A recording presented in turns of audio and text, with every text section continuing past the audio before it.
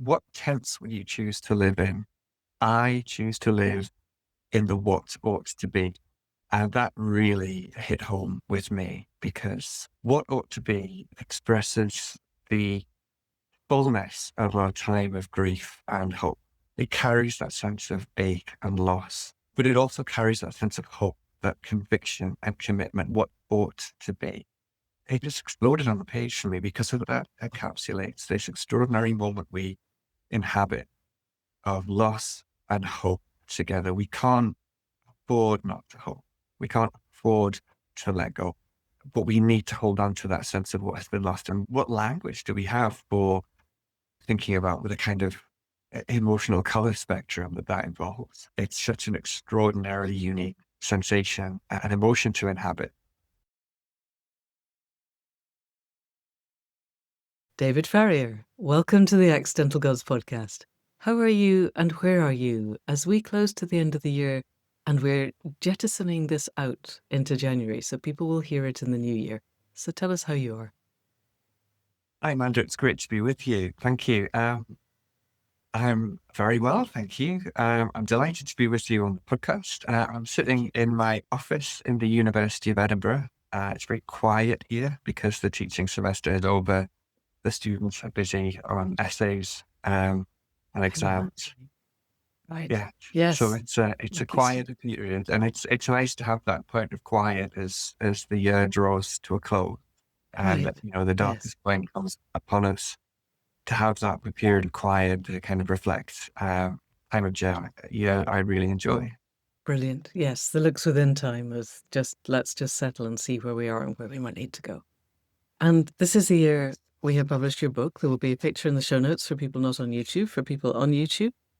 This is one of the most exciting and thought-provoking and inspiring books I have come across this year, and I am so grateful that you connected with me and suggested that I read it because it's opened a lot of doors and brought me again to the edge of realizing how thin is the ice on which we are currently skating.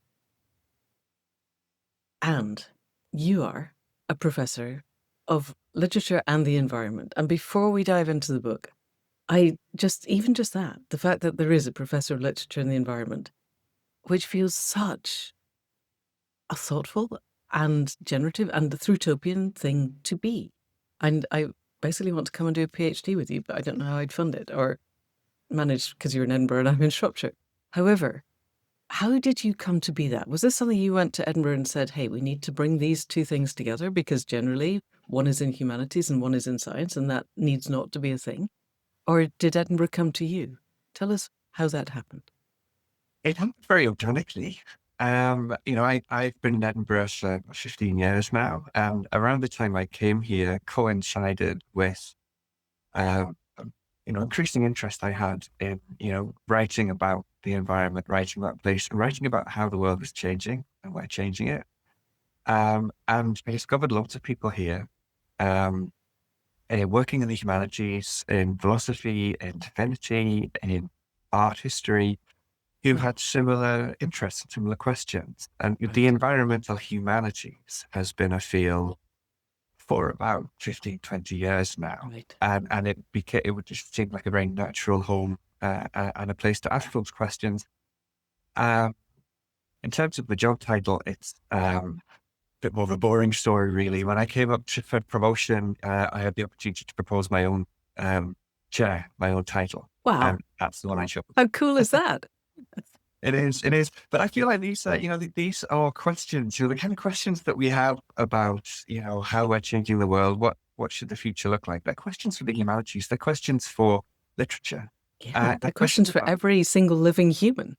Exactly. What does it mean to be human in this moment? There's a wonderful line that I always come back to in an essay by Amitav Ghosh, a fantastic novelist and essayist, Amitav Ghosh. And he said the climate crisis is also a crisis of the imagination. Yes, absolutely. Yes. And he says we'll blame politicians and bureaucrats for their failure to act, but actually future generations will also blame creators because it's not the job of politicians and bureaucrats to imagine different futures. And I would say if they were capable of imagining different futures, they wouldn't have their jobs because the current system is not set up to foster people who imagine different futures. Although I now have friends who are MPs who are very capable of imagining different futures, so I'm a bit more careful than I was. But thank you. This is, oh gosh. Now I want to set up our shamanic monastery near to Edinburgh because we need to be working with you on this. Right. I don't know, I'll persuade everyone else that we need to move, but we're in the kind of formative stages, so guys, this might be a thing. So there are so many very exciting bits in this book, and I had thought that we might start at the end with the Maori connection, but we'll move towards that. Page 11, in the introduction, you say, "We, that is we humanity, pollute because we see ourselves as separate from the rest of the living world. But the way other creatures are learning to live with chemical and plastic pollution can suggest ways to reconnect with the world around us. Climate change is altering the many wild clocks that regulate migration, breeding, and blossoming. But learning to coordinate our time with nature's rhythms, to make time with a whole forest, could revolutionise our politics. Understanding better our impact on how living things think, dream, and communicate can help us reimagine what it means to live and work together." And I read that and I cheered out loud, and it set off so many spirals in my head. And then I wanted to read the rest of the book to find out how you thought that could unfold. And that's where I would like us to go. It feels to me as if you are one of the few people I've come across who understands the science of how the living world is having to adjust to the impact of humanity, to what some people call the anthropocene, and other people are calling the Gaiacene, and other people are calling other things. But fundamentally, the human species is now driving the evolutionary change both of ourselves and the whole of the living web of life. And we're doing it unconsciously. We're doing it by accident. And some people, clearly. We could talk about domestication. We've been doing some of it very deliberately, and now we're looking at CRISPR. And there are people doing things that I think are incredibly dangerous. We'll get to that deliberately. But largely, there is evolution happening as a byproduct of careless impact. And yet, it could be careful impact. And there is, I think, and I want to know if you think, still time for us to step back from the brink and do things with more awareness. But we'll only do it with more awareness if we understand ourselves to be integral nodes in the web of life. And first of all, does that land with you? How does that land with you? And second, where does it take us in terms of not being the accidental drive towards things that we don't understand and can't predict?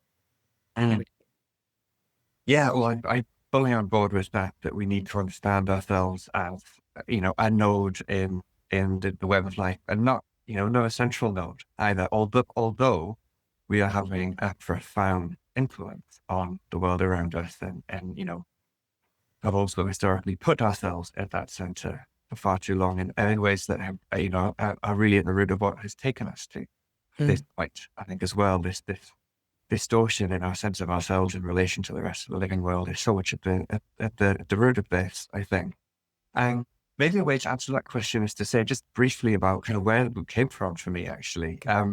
In the journey that I took in writing it, in brief.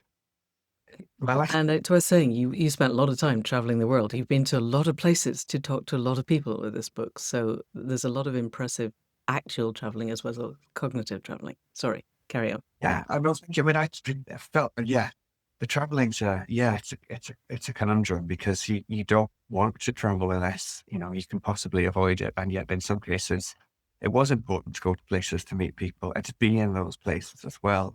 We might go on to that. My last book, very briefly, was about what our long-lasting traces on planet will be, our future fossils. That what our plastic and our concrete and nuclear waste will, what traces will be there, what stories will be told about us based on that.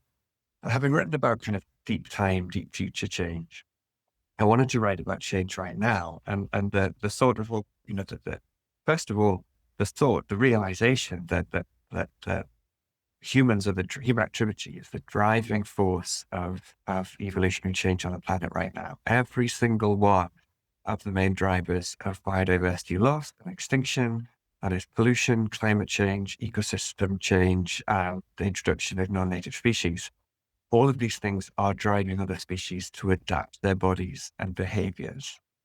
And it's terrifying, but also an extraordinary insight into the abundance of creativity in the natural world. The potential in nature to respond to new pressure and come up with a new body plan, come up with a new behavior. And to me, look, in amidst all of the darkness and the shadow and the fearfulness of that, this extraordinary creativity was in evidence. So much of what we're seeing is about plasticity, though. It's not just a kind of the emergence of, we're not simply looking at, the emergence of new lineages, distinct new species. We're seeing the expression of what's called plasticity, that all living things have the ability to devise a new phenotype, a new cluster of traits that constitute the organism. We all have these kind of latent body plans, these latent other cells within us that because of some genes are not switched on, some combinations of genes haven't been activated, new environmental pressures can activate that. Every living thing has this plasticity. And it was sort of going from that idea of, well, what change is happening now? How are we changing the natural world? How is this change happening? And then realizing that actually this plasticity is in us too. And it became what was a story about how we're changing the planet and the rest of the living world became a story about what potential do we have to change. And so, yeah, this is the kind of my slightly roundabout way of getting back to that question is, yes, I absolutely believe we have to rethink ourselves or reconnect rather with ourselves as nodes in the web of life. But doing so via that sense, we also have this extraordinary plasticity within us. And of course, we don't need to evolve our bodies. I'm not saying we need to evolve gills or our brains to grow twice the well, size. that would be nice. It's changing our way of life. Our culture, our technology, these are kind of secondary evolutionary systems, if you like. We export so much of our evolution happened historically to culture, to technology. And actually, we need to evolve our way of life and our sense of ourselves at the heart of that. Wow. So we need a more plastic sense of what it means to be human, I think. Yes. If we go down that rabbit hole, we're not going to get to your book. And I really want to go down that rabbit hole. This is the single most exciting conversation I can imagine having at the start of 2026, when I think we have to make this bifurcation. We as a species have to decide it's time to shift. However, let's take a little bit of time to celebrate your book and all of the things that you explored and the different ways that different things are adapting. And some of them, so I have a key question. And it's my understanding of genetics is pretty basic. And, I did vet school in the 80s, so it's a long time ago. And epigenetics wasn't a thing then. And I am not clear how much of the genetic change that we're seeing, because you had things like the frogs that go into the most contaminated liquid there is on the planet coming out of some vast slaughterhouse in Australia. And they go in and they come out bright green, but they come out, they survive, and they've shed the fungus that was assailing them. And they've evolved a behaviour and presumably a resistance to that stuff. And there's cod, I can't remember its name. Oh, the tom cod. The tom cod, that's it, that can survive levels of heavy metals that would basically kill everything else stone dead. And they're still surviving. And they're surviving when other things are just not. We're in the middle of a mass extinction, as far as I can tell. And up until now, the definition of a mass extinction has been 70% of species loss over 2 million years, and we're achieving it in one human lifetime, which is not a great achievement, frankly. But we're bringing the might of our military industrial complex to bear on the rest of life and wiping it out quite effectively. But some things are surviving, and some things are changing such that they're evolving whole new species. The swallows that are getting stubbier wings, as opposed to, because then they can twist and turn out of the way of the trucks on the American highways. It's amazing. There's so much stuff. And this is latent within us. And how much of it is genes that are not expressed, so an epigenetic change, and how much of it do you think is at the level of the DNA? And is that a thing that we don't know and it doesn't matter? This is purely for my interest. The mix. I mean, it's this is what's so extraordinary about it is this carnival of change in different pathways. So in terms of the green and golden bell frogs that were Right. bathing in these kind of septic tanks, built on the site of the old Sydney Olympic Village, they that was just an opportunity, a new affordance in the landscape, if you like, Right. that helped them shed this horrendous fungus that is, it's such a devastator. It's a devastating effect on amphibians worldwide.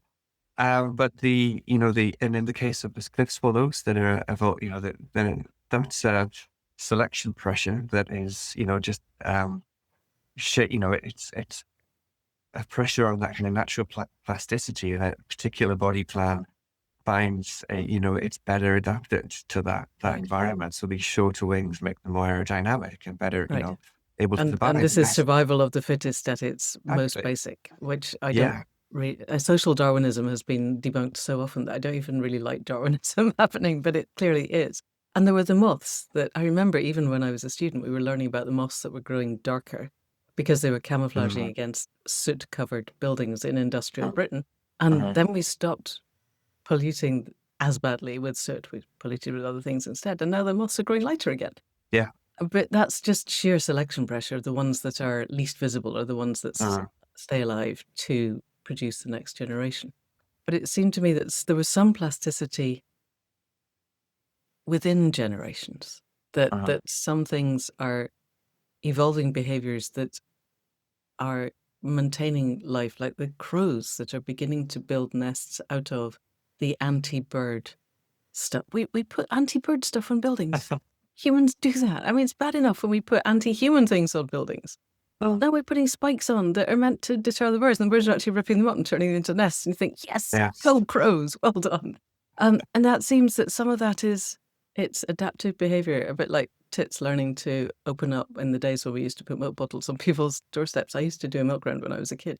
And you'd put the milk bottles on the doorsteps, and then people would put out the early equivalent of yogurt pots to put over them because the tits had learned to open them up and That's drink. exactly it. And it's just a learning thing, and then it spreads in the population, and it's an adaptive learning rather than a genetic selection. And both of these seem to be happening in a mosaic in concert. Yes. Yeah. Yeah, absolutely. I mean, I'd love to come on to a lot of these particular animal stories because you mentioned some of my favorites.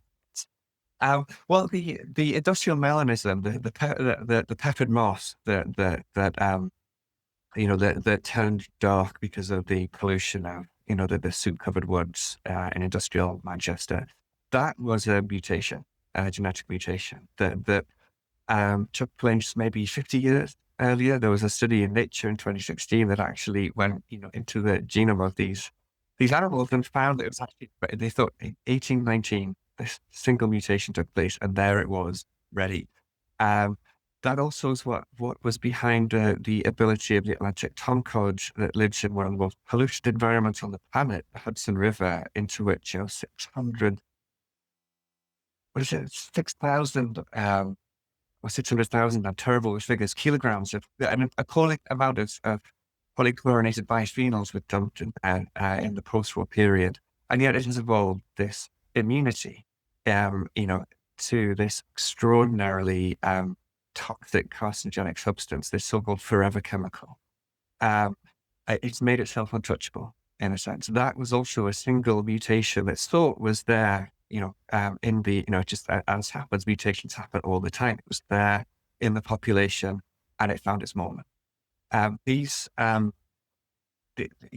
mutations are there. We're creating all these kind of new selection pressures to which they might be a kind of viable response. In terms of the empty nest spikes and the bird nest, this is probably one of my favorite examples in the book. It's a kind of punk architecture because you're right. These these anti-nest spikes they're a kind of hostile architecture for wildlife. They are horrific. And then they're a message that says we will not share this space. We will not share our cities, keep away. Um, and yet, our cities are, full of non-human neighbors. And it's, in fact, cities are one of the hotspots. Our cities are where some of the best example of human-driven evolution and human-driven plasticity can be seen, because they mimic natural environments, and yet they create all these new opportunities for food and shelter and so on. The birds, it's crows and magpies. They've been observed doing this in Glasgow, Rotterdam, and Antwerp, I think.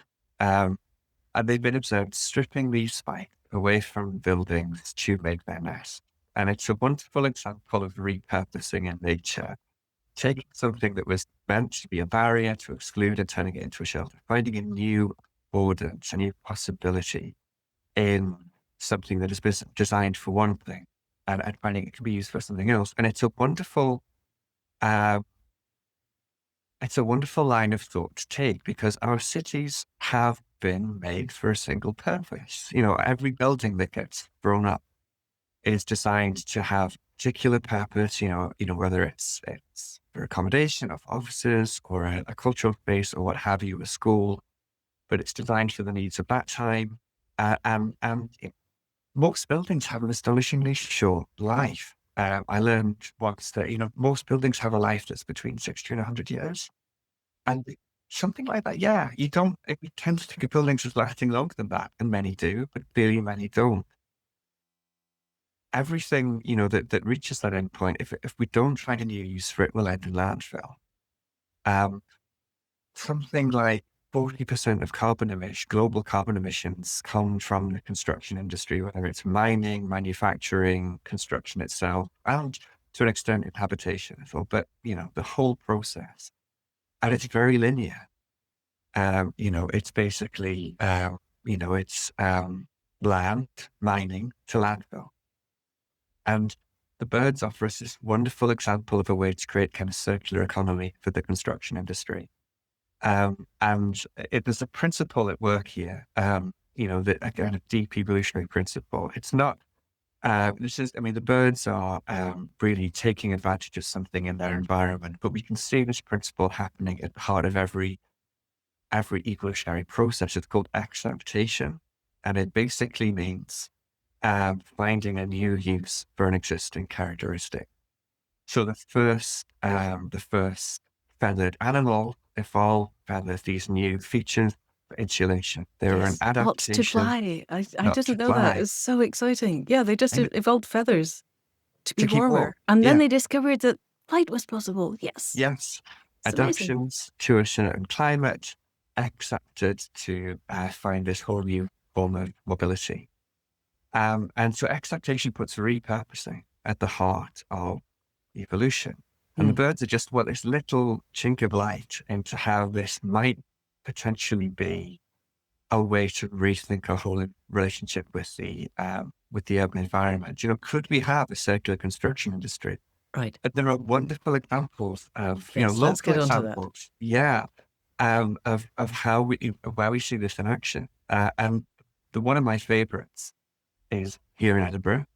And I was actually there this weekend to watch a concert. It's called Piano Dro. So Yes. two musicians, Tim Vincent Smith and Matthew Wright, noticed that there were hundreds of upright pianos in Edinburgh that reached the end of their kind of playable life, if you like. And nobody wanted them, and they were going into landfill, and they just couldn't tolerate this. So they thought, what can we do with them? And they gathered up 100 of these, and they disassembled them. They deconstructed them, and they used every single part, right down, the keyboards, the lids, the nails, the cast iron harps, right down to the nails. And they made this performance space called Piano Drome. It's like an amphitheater with a series of stands. And you sit in them, and you're sitting in a these piano. reconfigured pianos, yeah. And they kept the soundboards inside them, so the whole space resonates. And it's a wonderful example, actually, of accepted architecture, as it's sometimes called, because accepted features retain their old affordances. Feathers still insulate. We evolved bones to store phosphorus, and that we still store phosphorus in our bones. These old affordances don't dissipate. So the piano drum remembers its life as an instrument. Right. And it But feels very like our indigenous forebears who used every part of an animal exactly, they killed. And now we're using every part of an instrument that someone has lovingly made. yeah. And you create a space. I want to get into dreaming, but let's not go there yet. Sorry, I interrupted. Continue, because this is really exciting. Actually, no, let's take a little sidestep, because a lot of the book is about animals and how they've been forced to adapt. Like, so for instance, I did not know that we were forcing the evolution of tuskless elephants, because the ones that have no tusks survive because the poachers don't want them, which just makes me want to hurl things at the wall. However, you headed down a bit of an avenue with human design of cities, of buildings, of the place in Brighton that is 98% made of recycled stuff, and with Janine Benyus and the biomimicry. And we talked to Michael Paulin on this podcast a while ago. And so it seems to me, at the moment, as you said, most of our buildings are designed for one purpose. They're designed to either look as beautiful as possible. Oh my goodness, Zoom's doing weird things. I'm sorry, people on the YouTube. I did not intend that to happen. Okay, that's done bad things to my brain. Start again. We are either designing to look beautiful and to be functional, or we're designing to be cheap and functional. And as Lou, who does the video, said, we've got this triangle. It can either be cheap or beautiful. There's three things: cheap, beautiful, and effective. And it can be two of the three. But we don't think about the end of its life. And you write in the book of a play park in the Netherlands, I think, or Belgium, that's made out of wind turbine blades. But I've seen videos online of wind turbine blades being put into what we euphemistically call landfill, but was basically hundreds of acres of American prairie that was being pulled back with a backhoe. We lay out layers and layers and layers of wind turbines, and then we push the soil over the top. And we call that's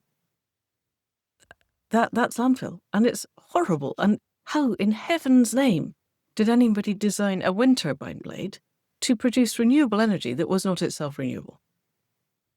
How do we get to that? It just blows all my fuses. And so there are people in the world who are trying to design things that have a circular life. There aren't enough of us. And I'd like to hear more about the things that we are designing that are circular, but then I'd like to explore with you, because you're obviously in this world. How do we get to a tipping point where our consciousness has shifted to the point that designing things in a circular way is what we do rather than the exception? So take that however you feel like. I mean, yeah, I'll pick up with the waste house if that's all right. Yeah, it's The waste, exciting. you mentioned that earlier. It's a two-story domestic home. It's like a model home, really, because it's been quite small. designed as yes, and it's been designed as a kind of teaching instance, really, about what you can do with domestic and construction waste, because it's and 98% of it comes from household waste, construction waste. It is extraordinary. It's very cozy. It's a wonderful space, and it's designed by an architect called Duncan Baker Brown. And he designed it both to show what can be done and also to show the difficulties we make for ourselves when we design things with only one purpose in mind, and how difficult it becomes then to find new uses for them. So a good example of that is the insulation in but don't tend to think of insulation. It's very interesting. But they tried to look at all the different ways of insulating this space using materials, these breath filling tubes, duvets, old DVDs. Yeah, you said you could see the spines of them, but they weren't very effective, as I understood it. No, well, that's the point. Yes, exactly, because they're not as effective as, a natural sheep's wool, for example. And so it's a really good teaching tool for what can be done, but how much better it would be if we, as you said, thought in circular terms at the design stage. 80% of environmental impacts are built in to anything we design at the design stage. And the Ricardo playground in Rotterdam is, again, it's another great illustration of this.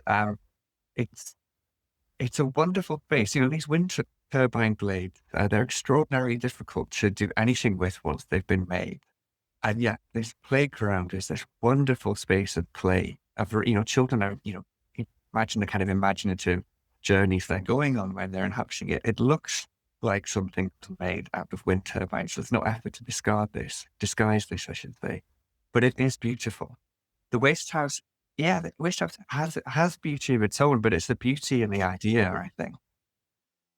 The company that made the Ricardo playground is a design studio in the Netherlands called Superuse Studios. And their commitment is to a kind of regenerative design, a circular design. They were commissioned to build a new school in the Netherlands. And instead of just knocking the old one down and building a new one with new materials, they inventoried the old building, mapped everything that was there, deconstructed it, and built a new school fit for the 21st century, using 90% of materials that were already on site. Wow. And That's like beautiful. Pianodrome, but It school is. scale. It is. But it has some of that, I've only seen photographs of this, but it is beautiful. It's striking, it's dramatic, it's full of light. There's no sense of compromise aesthetically. Okay. And I think these are wonderful examples because they kind of take you on a story from what can be done. Finish your sentence. Yes, go. They take you on a journey. They tell a story of what can be done, where you start with, kind of. I like thinking about the waste house as a kind of junkyard Hansel and Gretel cottage. But it's beautiful. It's great. I love it. And then you get to this, to the Superuse Studios and their school, and it is beautiful. And it's modern. It looks contemporary. So I don't think there is necessarily a contradiction there. Between working all three. waste, right, and all three. I think it is possible. It should be possible that we can create spaces fit for now that use what's to have. With the school, and you may not know this because you've just seen pictures, but I talk a lot to Tim Logan of the Future Learning Design podcast about the future of education. And I just had a really generative conversation with Zineb Muhi, who set up Youth by Youth, which is a education for young people by young people. And both of them are absolutely clear that the current way we educate our young people is not fit for purpose. And I'm wondering, while designing a school, were they also redesigning the nature of learning, or was it just a very exciting building? Do you happen to know that? I don't know. And it's a brilliant question. I wish I had an answer, although what I can only Might have to talk imagine, to someone from Superuse, mightn't I? That would be really good. I mean, I would listen to that, definitely. I just can't imagine how wonderful it would be to be taught in an environment like that. You mentioned Janine Benyus, of course, and and you've spoken to Michael Bolin, who I spoke to as well, who's very, very generous with his time with it. I'm a huge fan of his work and his ideas. He spoke to me a lot about Janine Benyus's ideas. I had an opportunity to speak to her on Zoom as well, and of course, her core idea is not just that we follow nature's model, that we take the ideas and pull them into our own orbit, but that nature becomes our mentor. And what a wonderful space in which to learn that lesson, to make that. Yes, in a school that has been exactly. Yes, recreated. Interesting. Yeah. Yes, for people who haven't listened to the back catalogue, we're talking about biomimicry, which Janine Benyus probably didn't single-handedly bring into being, but it certainly feels that way. And I think we're now on Biomimicry 3.8 in terms of their continual upgrading of their understanding of the amazing things that we can learn from the natural world. And it seems to me, I still want to talk about some of the things on the book. I want to come to language in a minute. But you said earlier on that humanity is probably not the most important node in the hyper-complex system that is the web of life.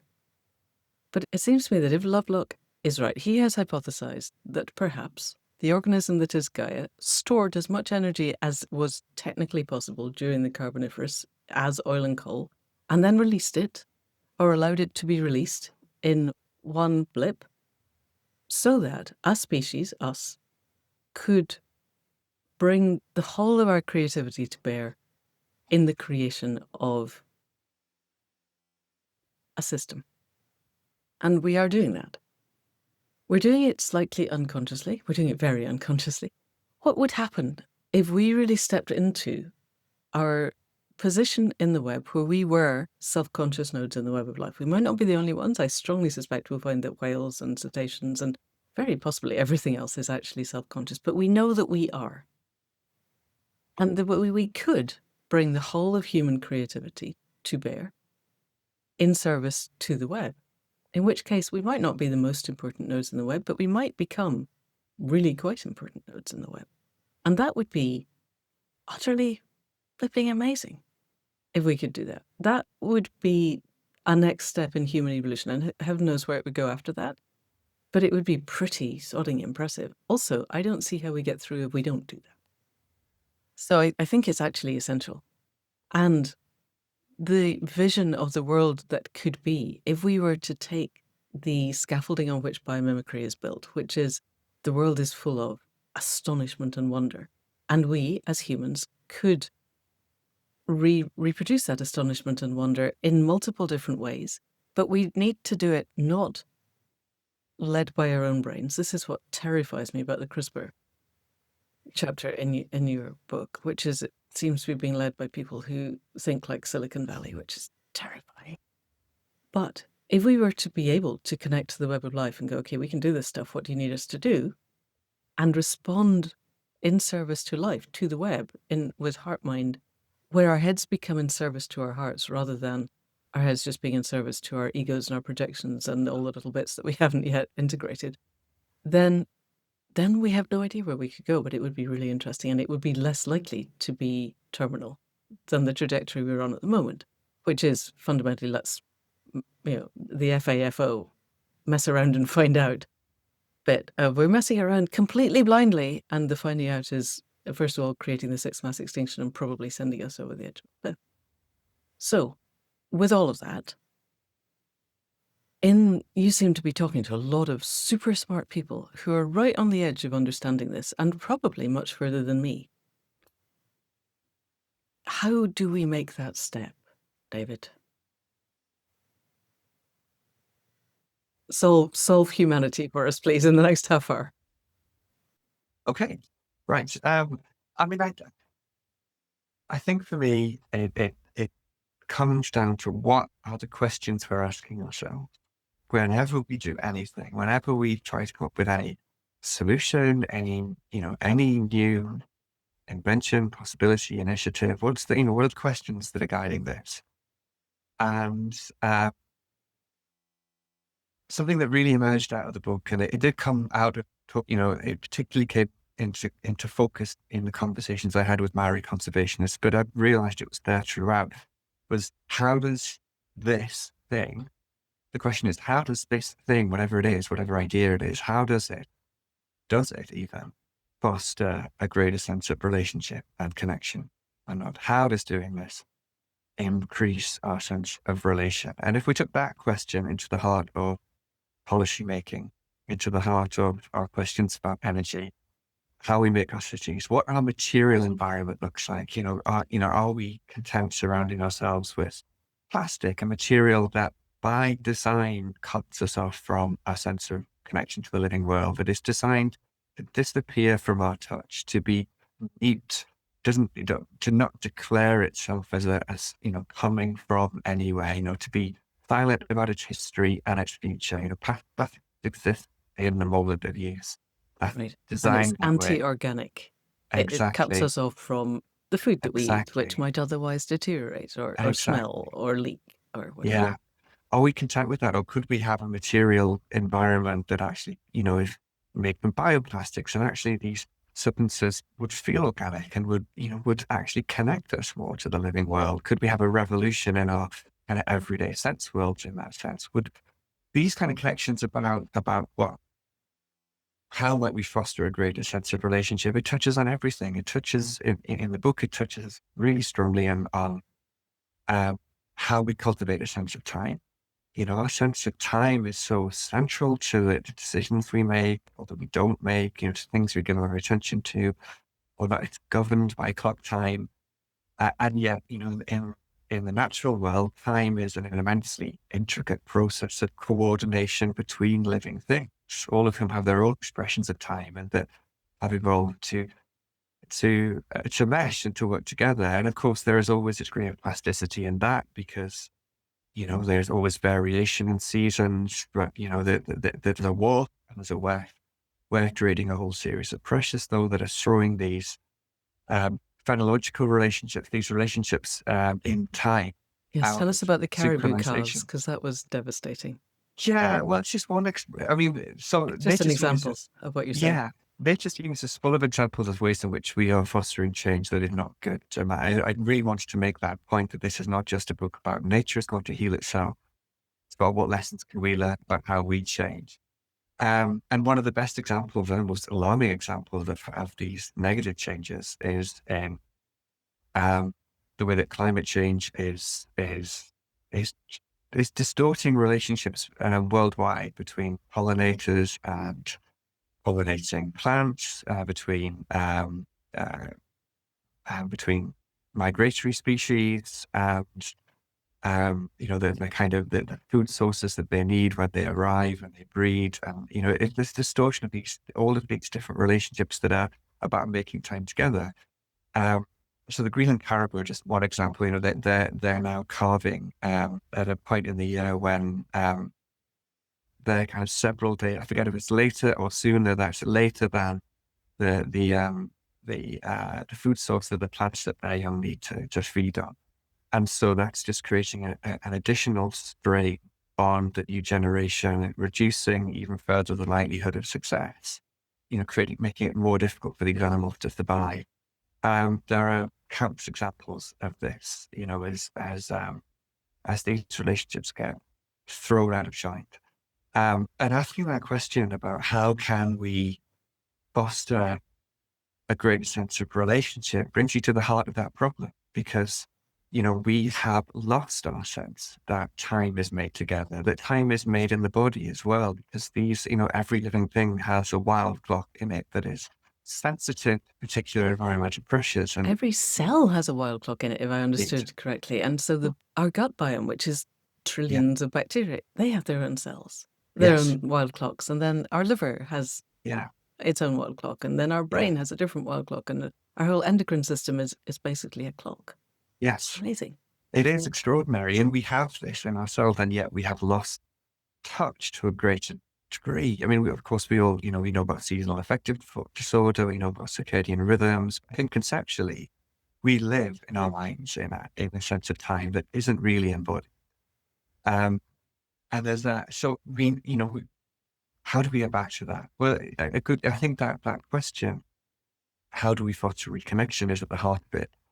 There's a wonderful idea expressed by a Potawatomi scholar called Kyle White. It's what he calls kinship time. It's an expression of time, an understanding of time that's common to many indigenous cultures throughout the world. And it simply means making time according to the thriving of the other living things around us. So are the ecosystems that we live in, are they thriving? Are the temporal relationships that make up those ecosystems functioning as they should? Or is there an element of arrhythmia creeping in? Are things being teased apart? Is strain coming into the process? Is there a disordering of the tempo? He says that it takes us out clock time into time that's made in terms of kinship, through relationships, through my relationship to the thriving or otherwise of the things around me. And it's not, he says, it's not a kind of, it doesn't mean that you lose touch with or lose focus on the urgency for change and the urgency of, that ticking clock that we all feel, but it takes the panic out of it.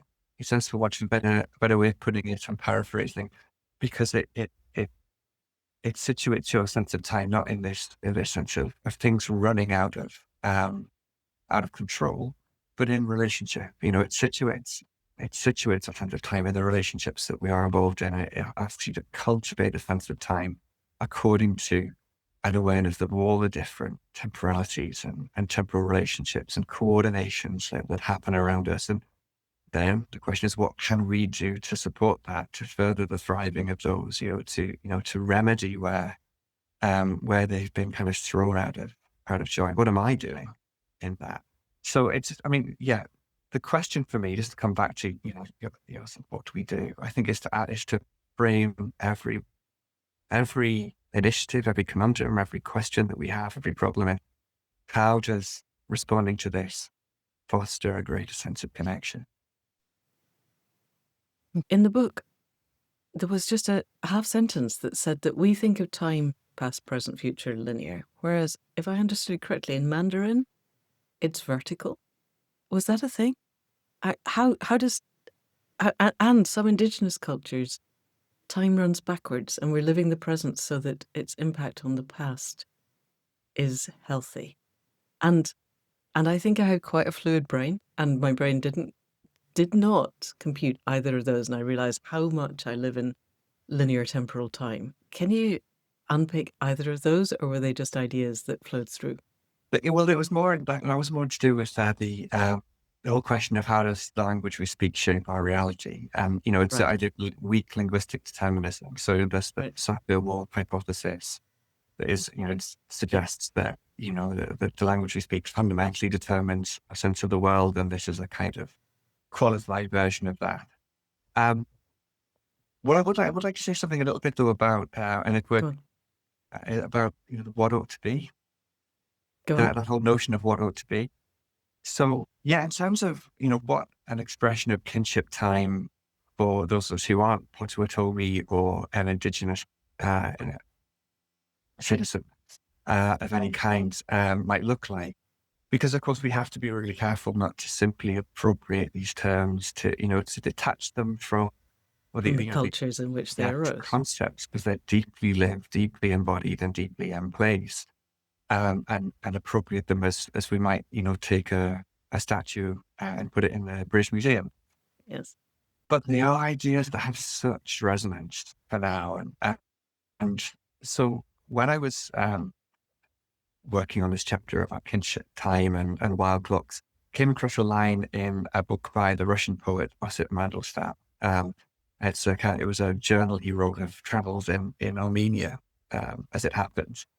But he wrote this astonishing reflection, just a couple of lines in this journal. He said, "What tense will you choose to live in? I choose to live in the what ought to be."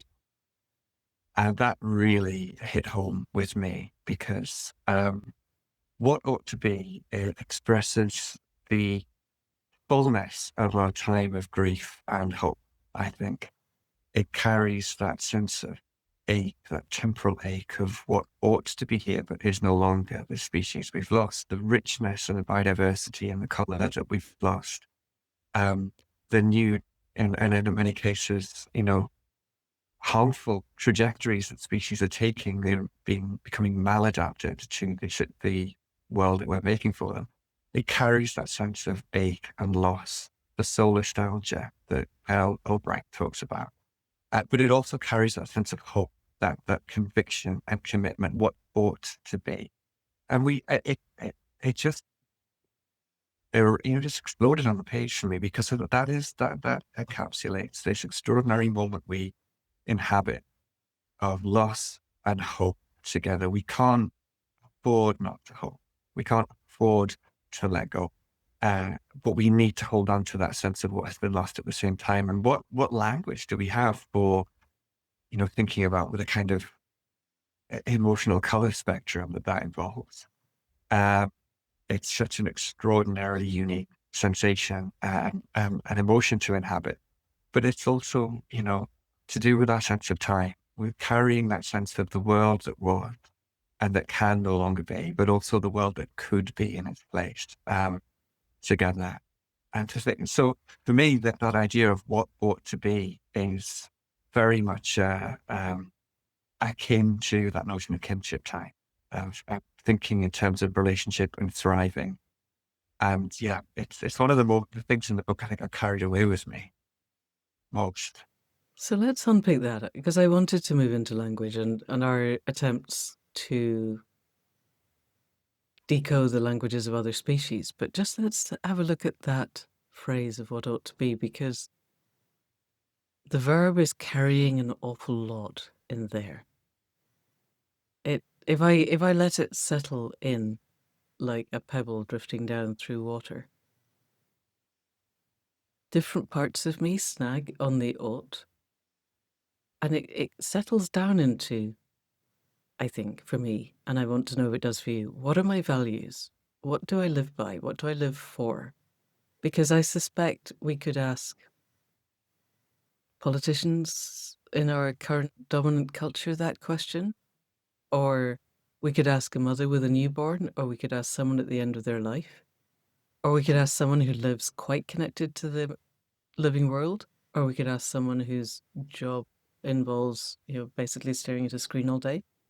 And the ought would arise from what is driving the dominant parts of them at the moment.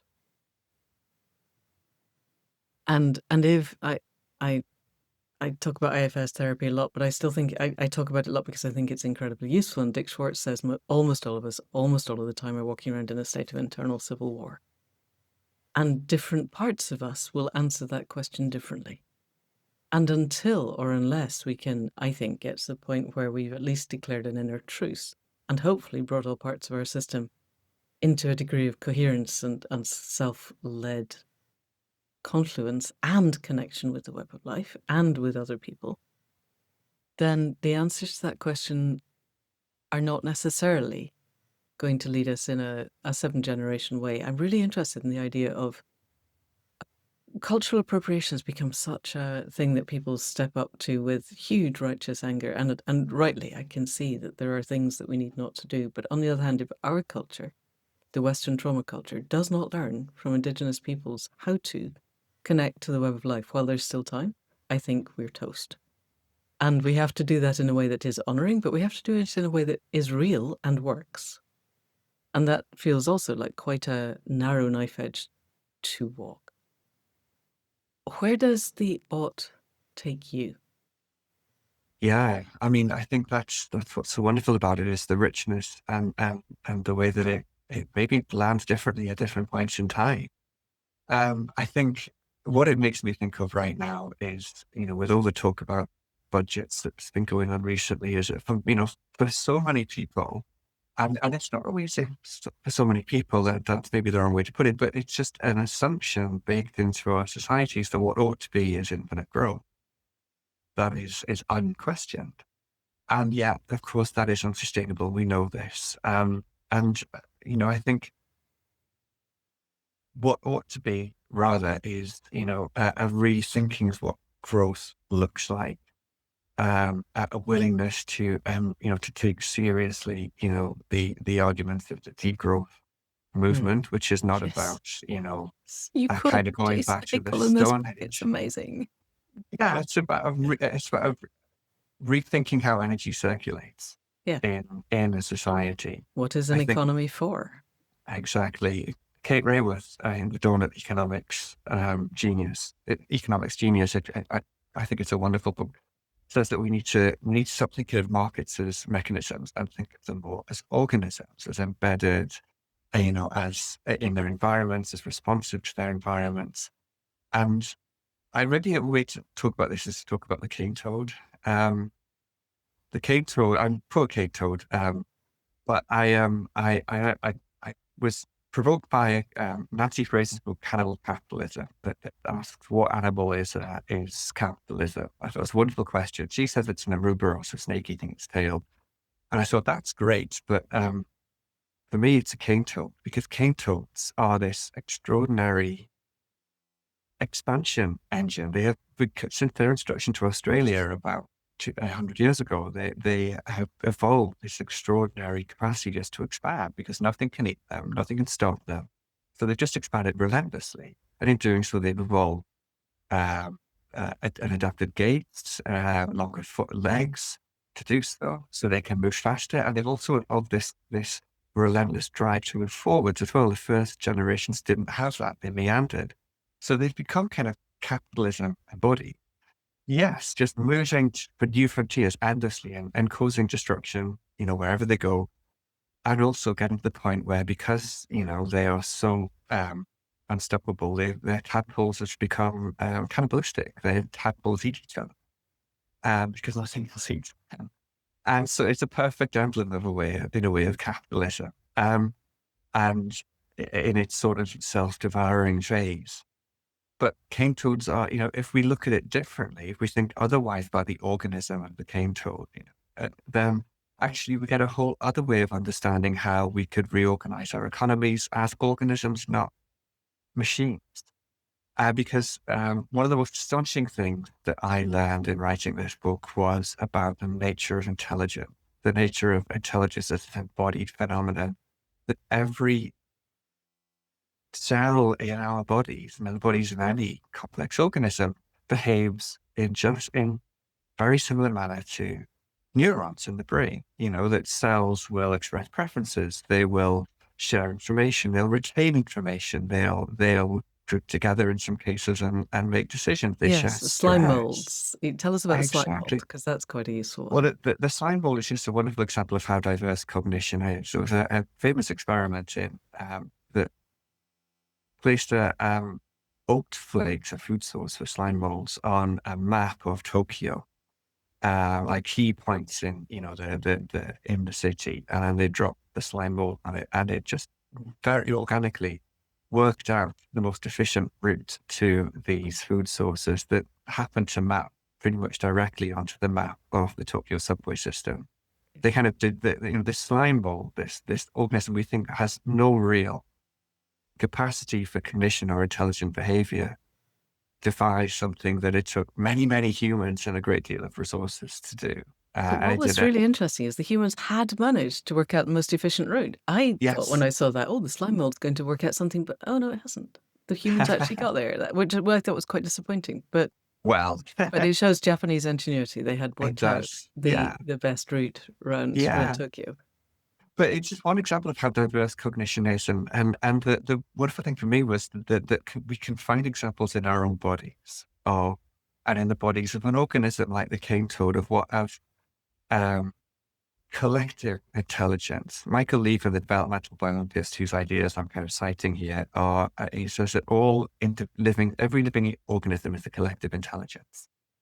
And that for me was revolutionary. So that's a way of rethinking the cane toad. And it's a way of rethinking our economies as well, because we think of the economy as an organism that is also a collective intelligence, not an individual entity, but this rich expression of cognition and collaboration going right way down to cellular level. That's a wonderful model for rethinking what it means to grow, for rethinking our relationship with the places that we are embedded in, and rethinking ourselves as one node in the larger web, if you like. So, going all the way back to what ought to be, I mean, what ought to be for me is not growth that is infinite, but rather an idea of growth as abundant, that is embedded in place, that's rooted in the knowledge that we are part of our environment, and that real intelligence is a collaboration. Real intelligence in the natural world, I think, is instinctively collaborative. And some of the most extraordinary examples of what look like intelligent behavior are actually collaborations between entities in an ecosystem. Gosh, there's so much in there I want to unpick. And yet, I want to look at language and I want to look at CRISPR. Because it does seem to me we're still back to what are the motivations. I hear you and I believe you. And I know that if you walked out into the middle of Edinburgh or the middle of whatever town is around here, I made the mistake of going to the food centre near here. I just needed to let the puppy see some people, and I hadn't realised it was the Saturday before Christmas. And I just watched hordes of people exhibiting Brownian motion as far as I could tell. And so if I stopped any of them and suggested to them that they were part of an integrated ecosystem around the world, they would look at me like I was crazy. I had this image of myself as one of the old time preachers standing on, an orange crate in the middle of a town, preaching stuff that was innately obvious to me and was completely not obvious to them. And I still don't know how we get us over that threshold. But one of the ways, it seems to me, is language. I was really interested in, you have a whole chapter on language, and we probably haven't got time to do it justice.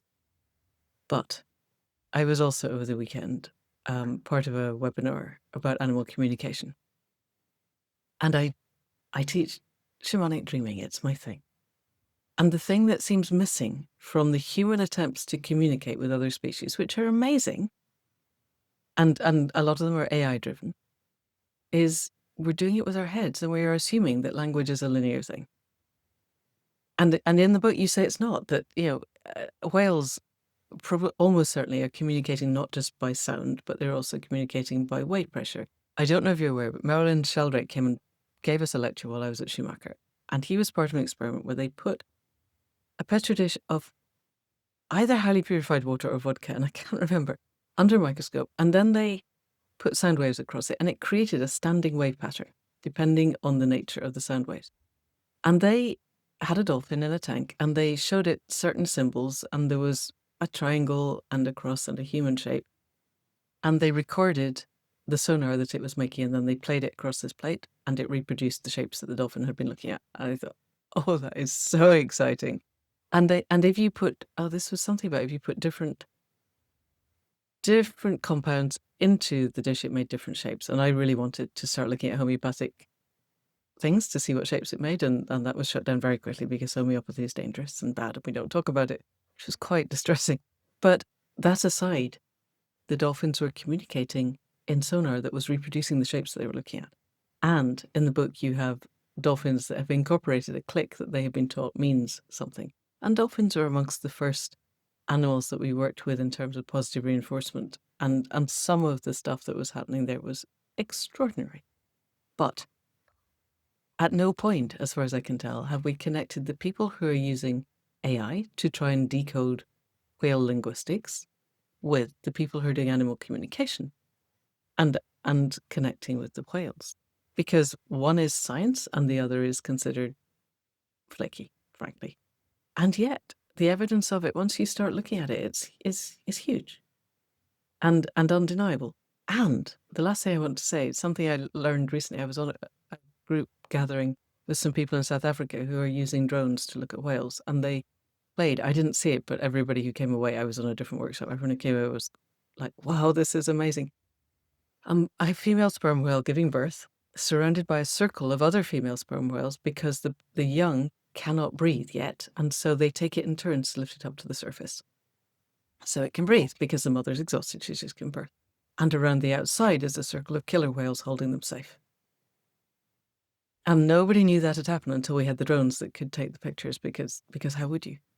And so it seems to me so much of the connection, we are assuming that, let's say, humpback whales, who do these amazing songs, are talking to other humpback whales. And they may well be talking to many, many, many other species that we don't know about. So I just wanted to put all that into the air. And how do we connect with other species in ways that are not simply treating their language as computer code? I am going to have to lift up. She's talking. Carry on and answer while I talk to them. Yeah. So, yeah, I mean, I think it's very likely we're going to see some kind of interspecies translation engine in the near future. I think, there's so much People are putting resource lots of going money into into it. Yes. And lots of AI power. Yes. Yeah. Although, I mean, of course, we know that the big thing with AI is the size of the data set. And that's the big challenge for most of these research groups is getting a large enough data set of, recordings of different kinds of animals, communication, vocalization, and so on, and sorting through that and signal from noise and so on. However, there's so much of a drive to this. It's hard to see how we won't have that. And I'm really excited. I want to get that out. I have questions, but I would love to know what is it the dolphins What are the are whales saying saying to each other? to each other, or even just have a hint of that. But supposed to be the caution comes in is what to what extent do we suppose we have? What level of insight do we suppose that gives us into the world of the other living thing? Given Um, how much we don't understand exactly. even indigenous human languages, the bit about, I had no idea, but the first peoples of Australia don't have subject, verb, object. They just tack together multiple subjects in one great big long word that arises in the moment and then is probably never heard again, and that their eyes shift around. So even within humans, the construction of language is radically different. And we probably struggle, somebody domesticated in white Western linear language struggles to connect with the much more connected of its place, of its time, within space and time language of an indigenous person. How in heaven's name are we going to connect with a whale that lives in a three-dimensional space where it can move and sing and connect and vibrate and see so differently? Yeah. Yeah, I mean, there are indigenous, some indigenous languages that have free word order. And so the whole Right. process of constructing a sentence involves taking account of the whole context in which you're in, and have observed that, that speakers of these languages will, micro movements of their eye will track the whole configuration of people and place and so on before generating the sentence. So it has this kind of uh, role to play in language and in shaping our sense of reality. I mean, not in a kind of highly deterministic way, but there are kind of uh, more limited expressions, a kind of weak Creating linguistic fluidity of determinism. thought. Yeah, Yeah. exactly. So why would that not be so much greater when it comes to the language or music? And that's another really interesting question. Is whale song language or music or something that is Or a poetry, third which is kind of category? in between. Exactly. But how much greater would it be the case that those forms of communication carry a sense of lived reality that we can't access, you know?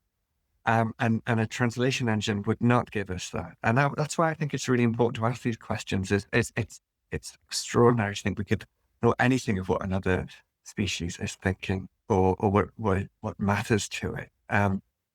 But we also need to respect that sense of difference. Kinship time does not presume, or the notion of distributed personhood that many indigenous cultures have does not presume upon a kind of total understanding.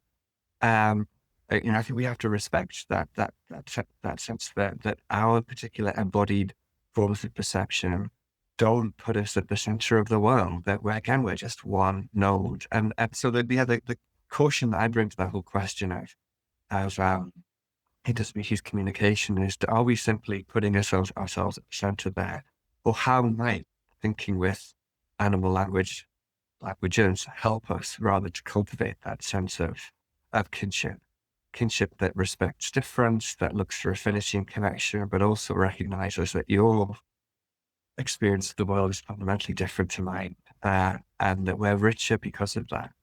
Uh, the other thing that I feel I have to say in the book as well, of course, is that the natural world is being very, very articulate at the moment about what we're doing to it. And we don't necessarily need to know what dolphins are saying. Yeah.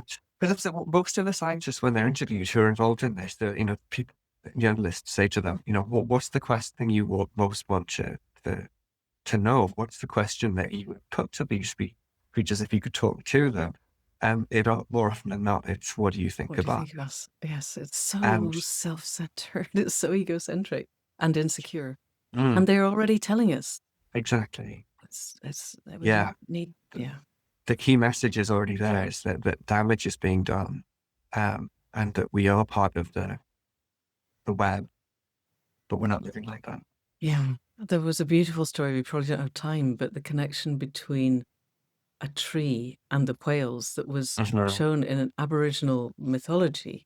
And then when the tree started to die, there was something that they could make from the bones of whales that beached themselves that helped to heal the tree. It was gorgeous. Let's not go into that. People, you need to read this book and you need to read that bit. Right at the end, we're way over time, but we need to talk about CRISPR because that's, honestly, I'm in the process of very slowly reading the book If Anyone Builds It, Everyone Dies, which is about possible sentient AI and how incredibly likely it is to wipe everything out, not just people, but all life, because it can. And then I read about CRISPR and thought, oh my God, why, how? I mean, the ingenuity of humanity is amazing, but we should not be allowed to have these things. They're dangerous. And that may be just me panicking. So please unpanic me. Yeah, well, so yeah, the book ends with a chapter about the possibilities that synthetic biology might offer us, and gene editing in conservation. It begins with domestication. It Sure. begins with our earliest interventions in the bodies and behaviors of other species, and in Yeah, fact, but I thought, it actually begins with the fact that the first species we domesticated was ourselves, because domestication and then really dogs. involves, and then dogs. Yeah. But domestication is really just, it's selective tameness, the ability to live alongside one another. And it's thought that we did that to ourselves before we, in a kind of commensal way, right before, right at the beginnings of the emergence of modern humans, before we did it to other species. So it begins there. And I thought I really need to end with that sense of, well, what might our next intentional intervention in evolution look like? Because it is a serious question. We are facing the loss of tropical corals. One of the first, really big kind of catastrophic losses I think that we're facing. Uh, and we're not moving quickly enough to, in terms of our infrastructure, use of fossil fuels to change that. So could anything from assisted evolution, which is a suite of techniques that most of all which look like domestication, manually, moving, genes from one population to another and so on, just to kind of cultivate a sense of heat resistant traits, for example, in coral, that we've been doing this for millennia. So could we do that in coral? But the next, perhaps much bigger step is intervening in the genome, the editing these genes using technologies like CRISPR, which is like a pair of molecular scissors that can introduce.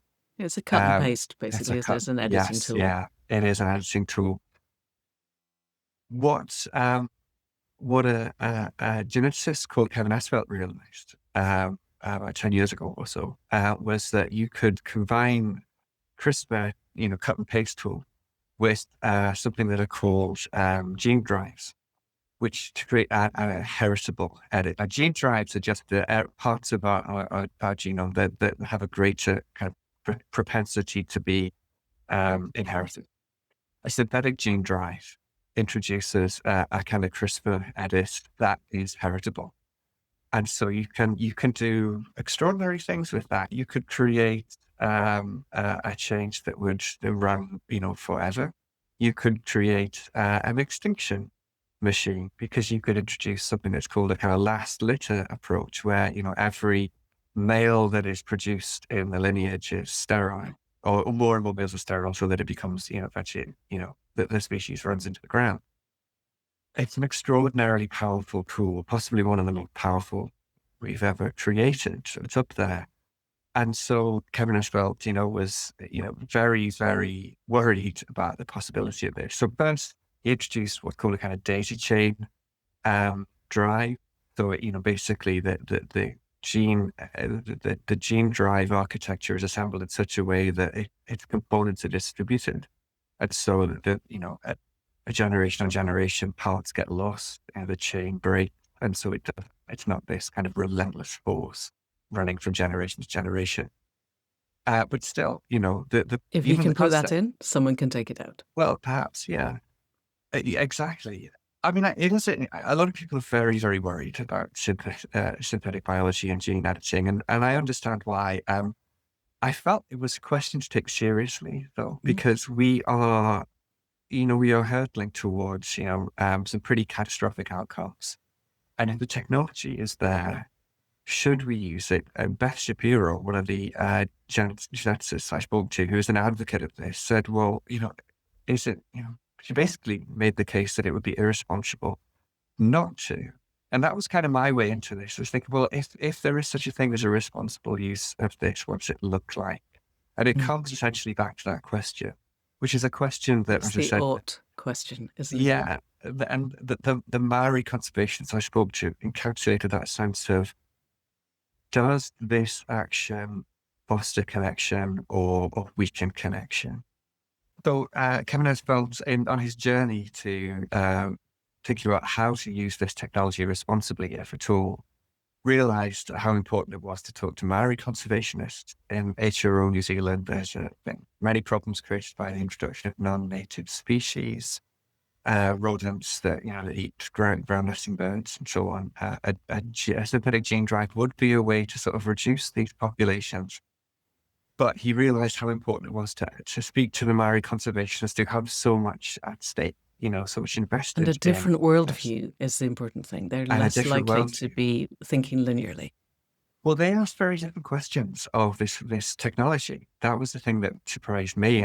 They didn't instinctively go to the kind of the fearful responses that many of us have about, kind of intervening in nature and creating unintended consequences. They asked, how does this cohere or not with Macfarlane, the whole Maori philosophy of kinship and relationship, everything being related to everything else. One of the central concepts in Macfarlane is whakapapa. It's often translated badly in English as genealogy, journey that everything has a kind of lineage going back to creation. Every living thing has whakapapa. But Marcus Shantwell, one of the Maori conservationists, said he defines it more as taxonomy, a way of sorting relationships between things. Not in a kind of Linnaean sense, describing what's distinct about a species, but describing what is the relationship between one living thing and another. As an example, he told me the story you mentioned about Tahura, the whale, the southern right whale, and the karri tree, which, once the whale lived on land, and the whale and Tahura and karri were brothers. And the whale evolved this longing for the ocean. So when he was about to depart, they gave each other gifts. The whale gave the tree his scaly skin, so it had a bark to protect it, and the tree gave the whale oil to ease his way through and protect his skin in the salty water.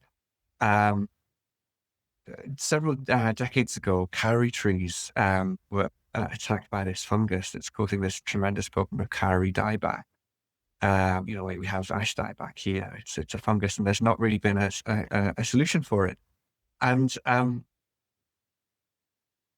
at one point, Maori healers noticed that southern right whales were beaching themselves on the shores of Aotearoa, and they said the whale is coming back to help his brother. And they realized that creating a compound, or they found that creating a compound out of the bones of southern right whales allowed them to kind of apply an ointment to these trees that had a positive effect on the fungus. Now, it's not been kind of proven by scientific studies yet. It's still anecdotal, you might say. But the point Marcus was trying to make to me was that if the point there is that the whale and the tree have a shared whakapapa. They have a shared relationship going back into creation. And from a Maori point of view, if you were to say, I was going to edit this tree with parts of the genome of the right whale, I would have no problem with that. Because the question at root is how does this foster a greater sense of relationship? From a Maori worldview, these entities, these organisms, profoundly different from a Western point of view, are kin. And rightly, whether or not, any of us are persuaded by the story of the Maori healers or not, that's really, for me, what's at heart is that question. It's that re-urging question. So if we ever were to do, or what is already being done, there's been a similar project, to help American chestnut trees that, again, were blighted by a fungus that comes from Japanese chestnut trees, I think, to coexist. They introduced a wheat enzyme into these trees. And what it actually did was it allowed the tree not to kind of fight off the fungus, but to coexist with it, which is a reorientation of thinking about this, that it's a change that's actually fostering relationship.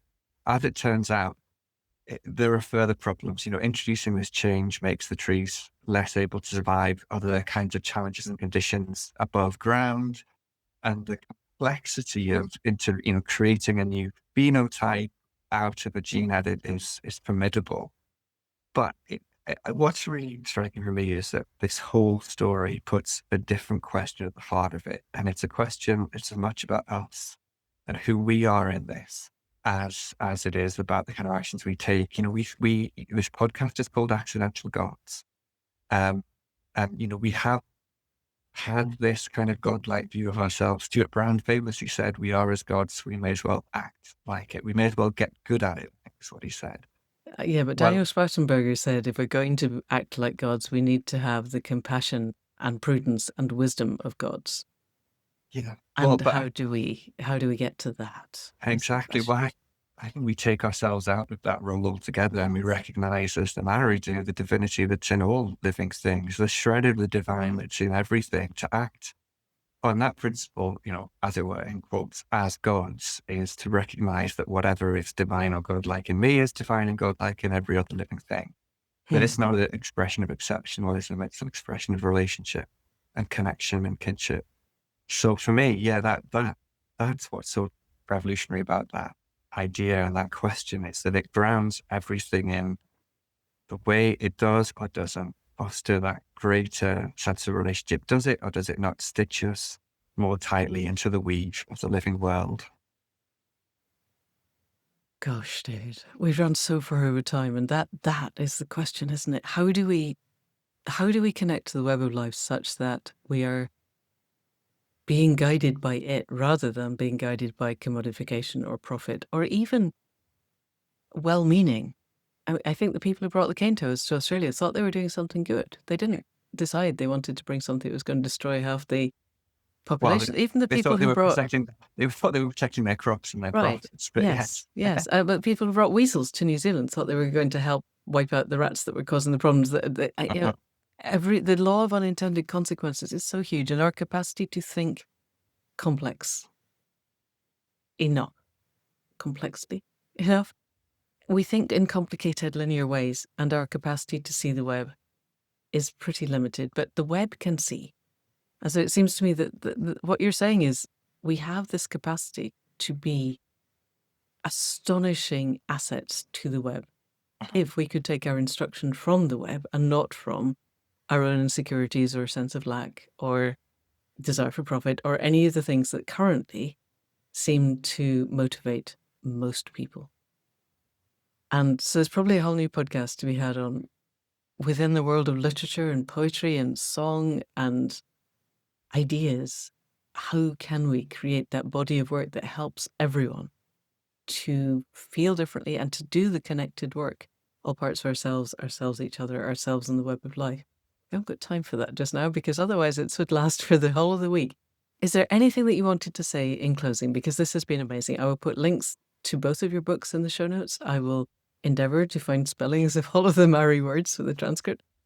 Anything else that you wanted to say that we haven't covered, other than congratulations on being shortlisted for the Wainwright and the Saltire? That's totally amazing. Really No, amazing. that was great. I've really appreciated this chance to really talk at length. I mean, often podcasts are a lot shorter and you have to really sprint through things. And I've really enjoyed the opportunity to, just dwell and see where it goes. I think I would, just leave it on that question, that whole idea of what ought to be. For me, that has been the thing that has stayed with me most.